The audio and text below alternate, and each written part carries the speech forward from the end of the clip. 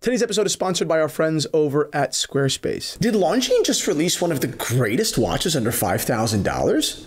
Is that watch significantly under $5,000? Is that watch $3,300? Yes. Longines, again, with a home run with their new Legend Diver, a watch that dates back all the way to 1959, a watch that carries on this torch of history as it pertains to dive watches. And really, if you think about it, 1959 isn't such a far cry away from the Submariner back in 52, 53, those early 50s. The Longines super compressor, these divers, are at the bedrock of what we now appreciate to be dive watch history. I'll tell you why I think that they are so much more interesting than so many other pieces that are out there at double or even triple the price. So where does this story begin? Back in 1959, Longines released their super compressor diver, which had what was called an EPSA case. These cases were really interesting on a technological level, and I'll tell you why in a second. But even visually, aesthetically, they were fascinating. Two dual crowns with these, patterns on each. They were beautiful watches. One crown would set the time and wind the watches, and while the other crown would manipulate the inner rotating bezel, which was used by divers to time. Now, why an inner rotating bezel as opposed to an external bezel? Because they did not run the same risk of being adjusted unintentionally. The super compressor watch was, as these brands saw it, Longines, JLC, IWC for that matter, saw it as better, more intuitive technology. And I agree. I also happen to think that they're more beautiful. I think that the added layer of complexity, adding that bezel, which generally speaking is on the outside of the watch, like the Rolex Submariner and so many others, like the Blancpain 50 Fathoms, both watches that I love in their own right, but I love this super compressor style. I have owned many super compressors before because I always just loved their design. That was it. I'm not even a dive watch guy, right? But what was so beautiful about these watches and so many dive watches of the 1950s and 60s was that while they were, able and athletic and robust and they were ready to dive, ready to be sporty, they were still elegant in their execution. They were, proportioned well and they were smaller. Unlike, as I see it, the dive watches of today, which have gotten really, really big, right? Dive watches generally or very often by a lot of the big brands are so large and well proportioned oftentimes, but large to the point where someone with a wrist like mine, basically a 6-inch wrist, cannot, 6-inch wrist? What do I have? 6.5. 6.5, so almost 7? 7. Want to measure? Want to go side by side? That's Sam over there. All right, 7-inch wrist, a little under 7-inch wrist. They're a little. Sometimes I'm having a good wrist day. Sometimes I'm having a bad wrist day. It happens. You can tell in the morning.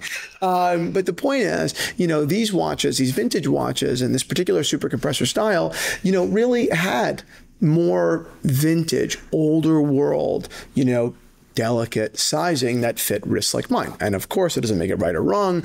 But when Longines reintroduced this design back in 2007, and might I add, in 2007, the idea of a heritage tribute, of a reissue, was not big. Longines was a pioneer of that whole movement in many ways, right? The movement that basically carried throughout the entire watch industry and in many ways revived the industry, right? If you think about the history of the watch industry, the last 15 years have been like this bizarre renaissance of appreciation. It's been crazy how the watch industry has kind of come into modernity so well.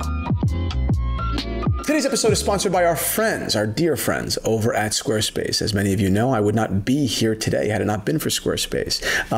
Every time I do these sponsorships, I always just think it puts me right back 10 years ago when I didn't have the budget or the capacity, certainly no aptitude on web design or talent, right, in the space. And yet Squarespace and their incredible template platform, which has only gotten better, their fluid engine system, their flexible payment system, their SEO tools, everything, the tools have only gotten, exponentially better over the last 10 years. And still, 10 years ago, it was such an incredible company, a company that enabled entrepreneurs to invest in themselves, frankly, very small amounts of time and money because Squarespace is so affordable and so easy to use, not to mention with the help of their customer support team, amazing, and yet, I guess, just benefit disproportionately.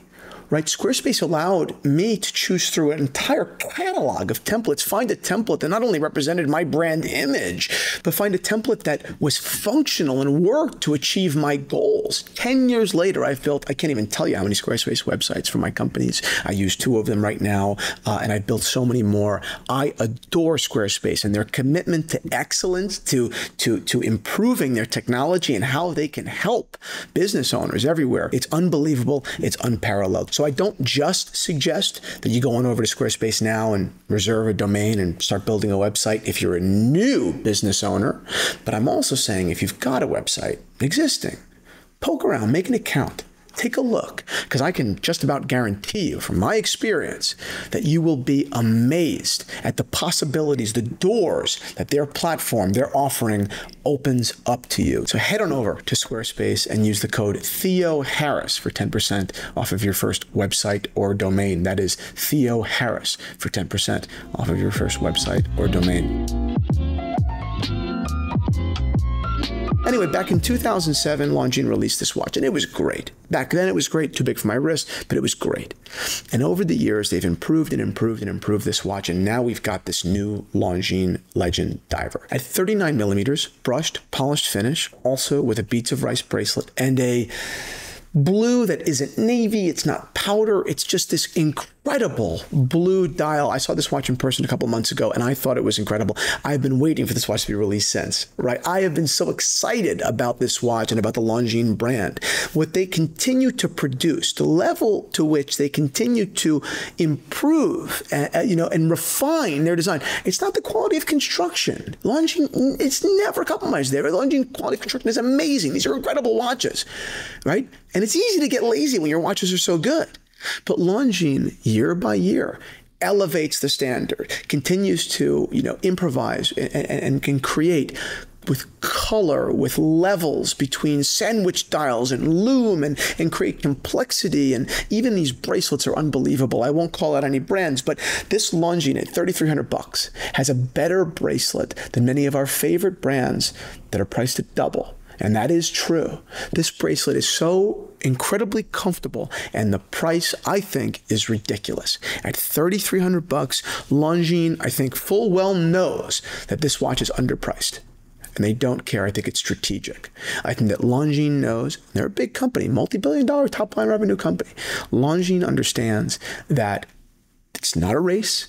It is a marathon, and good conservative business practices like slow growth on a pricing level, rapid growth on development level, right? Over delivering for consumers in the luxury industry at scale, particularly the watch industry, which is an educated luxury market at scale, works. Longines, I think, is in many ways represents kind of like a beacon of hope in the watch industry, where so many other brands have kind of jumped the shark and become super expensive and raised their prices exponentially and almost without justification. And it seems like they're just cashing in on the craze of COVID or whatever it may be. I don't know. But so many brands seem unattainable, and not just on a product level, but even on like a conversation level. You don't even want to talk about so many of these watches because you just can't get them. And yet Longines, a brand with actual legitimate rich history and heritage, from their, divers to their 13ZN chronograph, right, to their Ultra Chron, which is a high beat, to all of these different watches throughout history. The technological advancements from chronograph pocket watches to dual time zones, everything. Longines has been at the cutting edge of technology, right, really basically since their inception in the second half of the 19th century. And they've never moved their factory since their founding. This is a fantastic brand. It's a fantastic watch. I'm wearing mine right now. This is the Master with a salmon dial, brushed with engraved Breguet numerals, blue leaf hands. I adore this watch. Gorgeous sub-seconds. I wear Longines all the time. This video is in no way sponsored by Longines. I'm not sending to them before we post. I have no expectation of them seeing this at all. I just give credit where credit is due. I can't say the same about all other, watch companies out there. As everyone knows, we take our sponsorship money from people outside of the watch industry, right? These conversations we like to keep pure, like to keep honest, give credit where it's due, give criticism where it is needed, right? And I'm sure that some of our criticisms have burned some what might have been very profitable bridges, but I think what is what I witness, what I see outside in comment sections and YouTube and wherever, is that a lot of the watch community is fed up with people that are kind of bought and sold or pandering, right? And I think that one of the reasons why Theo and Harris is a good channel, albeit not the most popular, but a good channel, is because we just have bigger fish to fry. Like we kind of do. Like we got other things, and we're not as a company in a position where we have to kind of watch our tongues, right? Or kiss ass, right? We don't take press trips in exchange for favorable treatment. In fact, if you want to send me on a press trip, I actually send you a bill, right? Like, and if you don't pay it, I don't go. Like I know we're getting personal because I've had a couple of drinks. Like this is usually for like the zero, but it's true. The reason why Theo and Harris is able to, as a company, be able to have a voice and a, opinion, whether right or wrong, and we can disagree and reasonable minds can differ. But the reason why we're able to have an opinion is because, we're getting our bag from elsewhere, right? I mean, there's something very good about that, right? Like there's something very freeing about that. And while other channels get more views than we do, and God bless them, and it's all good.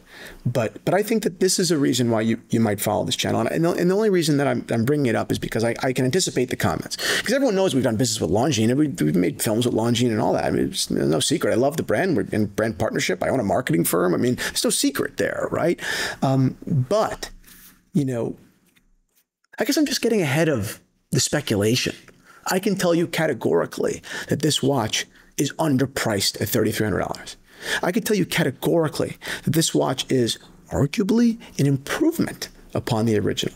I could tell you categorically that I would gift this watch to my godson, someone who I would never want to wear a watch that wasn't completely becoming of a watch enthusiast and gentleman. I'd wear this watch. And that says a lot because I only really wear precious metals dress watches, right? I love the Longines brand. I love what they represent. Now, you want to put a little context in it before we get out of the conversation? Longines is part of a larger conglomerate, part of the Swatch Group.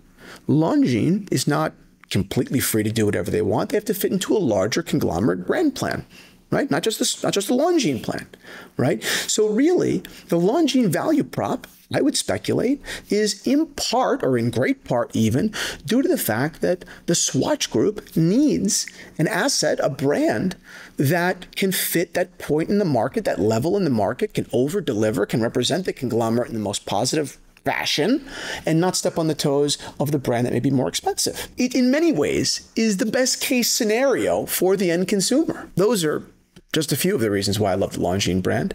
I'm proud to wear mine today. I'm going to a graduation party in just a second, and I can't wait to show it off. And I know one person specifically that's going to love it, big watch guy. So that's it. Thank you all for watching. Subscribe to the Theo and Harris channel, and subscribe to The Zero even more for more unfiltered thoughts. See you all soon.